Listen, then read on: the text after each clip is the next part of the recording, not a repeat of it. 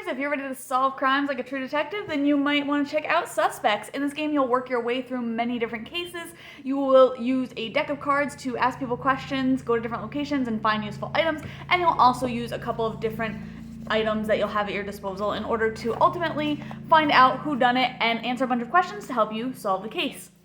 I thought that this game was really cool. It comes with 3 different cases in the box. There's also a little add-on that has like an introductory case. It's a little bit shorter, less cards and everything. I thought it was cool. I don't want to show cards because I don't want to give spoilers, but it's cool that you'll just go through the cards and it'll tell you, if you can go to a different location, or if you can talk to another person or ask the same person more questions, or if there's items that you can kind of pick up or investigate. So I think that the system works really well. I will say that I think that some of the answers when you get to the solution part and you'll just open up an envelope to say, okay, I've decided I've solved it, and you'll just see if your answers are correct to all of the different questions.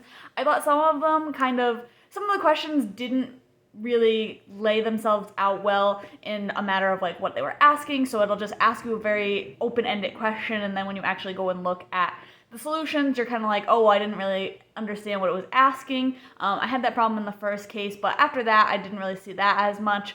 And then other than that, I also thought that there was a couple of instances of leaps of logic, like the solution would say something along the lines of, well, the player should have known this based on that, but it doesn't always lay itself out in that very obvious way that it kind of claims.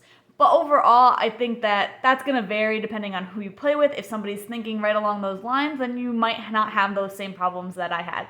But overall, I do think that the system works really well. It's really fun to go through the cards and say, okay, like we have all these options available to us, so what should we look at next? Who should we talk to next? I also think that the scoring is very cool, that you'll have to make your guesses to some of the questions by within a certain number of cards, and then you'll get more points, and then if you look at more cards and decide to change your answers, you'll just get less points for that later. So I think that that's very cool as well. I think this game is very comparable to like Chronicles of Crime, but it doesn't use an app, so if you don't like using apps in your games, then this might be a better choice for you.